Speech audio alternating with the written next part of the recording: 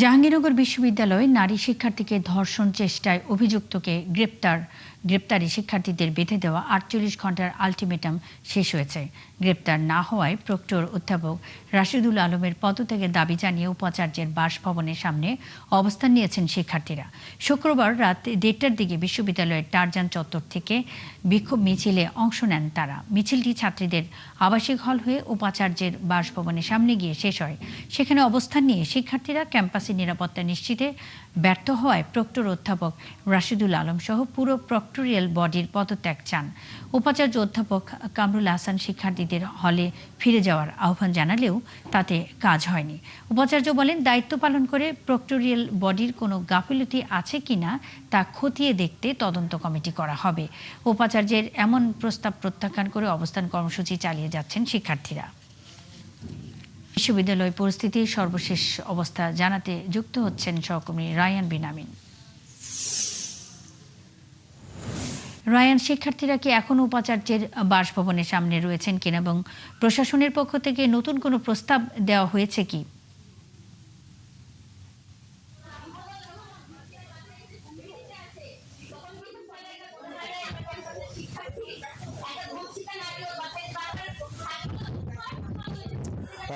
এখনো পর্যন্ত শিক্ষার্থীরা উপাচার্যের বাসভবনের সামনে অবস্থান করছেন এবং এখানে এখনো পর্যন্ত উপাচার্য আছেন। মাঝখানে ঘন্টা খানেকের জন্য তিনি তার বাসভবনের ভেতরে গিয়েছিলেন, আবার তিনি এসেছেন এবং শিক্ষার্থীদের সাথে কথা বলছেন।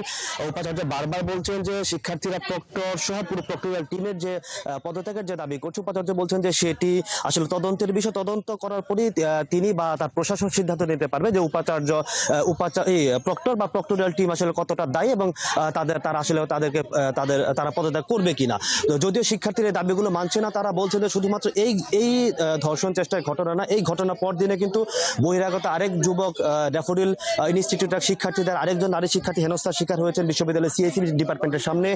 এর আগে কিন্তু বিশ্ববিদ্যালয়ের একজন ছাত্রী মারা গেছেন রিক্সা দুর্ঘটনায়।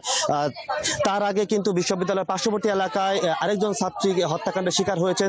তো এরকম একের পর এক বিশ্ববিদ্যালয়ে অনাকাঙ্ক্ষিত ঘটনাগুলো ঘটে চলছে এবং বিশ্ববিদ্যালয় বহিরাগত যে নিয়ন্ত্রণ সবচেয়ে বড় বিষয়, সেই বিষয়টি আসলে বিশ্ববিদ্যালয় প্রশাসন কোনোভাবে নিয়ন্ত্রণ করতে পারছে না। তো এই জায়গা থেকে আসলে শিক্ষার্থীদের মূল যে দাবি সেটা হচ্ছে এই ব্যর্থতার দায় মাথায় নিয়ে প্রক্টরকে পদত্যাগ করতে হবে এবং পুরো প্রক্টোরিয়াল টিমকে পদত্যাগ করতে হবে এবং দ্রুত সময়ের মধ্যে শিক্ষার্থীকে হেনস্থাকারী যিনি আছেন তাকে গ্রেফতার করতে হবে।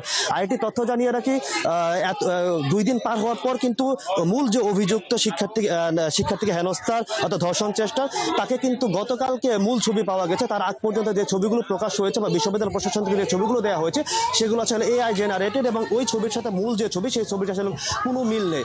এই বিষয়টি নিয়ে আসলে শিক্ষার্থীরা প্রতিবাদ জানাচ্ছেন যে প্রশাসনের এই যে গাফলতি, সেই গাফলতির কারণে আসলে একের পর এক এরকম অনাকাঙ্ক্ষিত ঘটনাগুলো ঘটে হচ্ছে এবং তারা বলছেন যে দাবি না মানা হলে তারা এখনো পর্যন্ত যতদিন দাবি না মানা হবে ততক্ষণ পর্যন্ত তারা অবস্থান কর্মসূচি চালিয়ে যাবেন। রায়ান বিন আমিন সঙ্গেই থাকবেন। জাহাঙ্গীরনগর বিশ্ববিদ্যালয় পরিস্থিতির সবশেষ অবস্থা জানাচ্ছিলেন রায়ান বিন আমিন।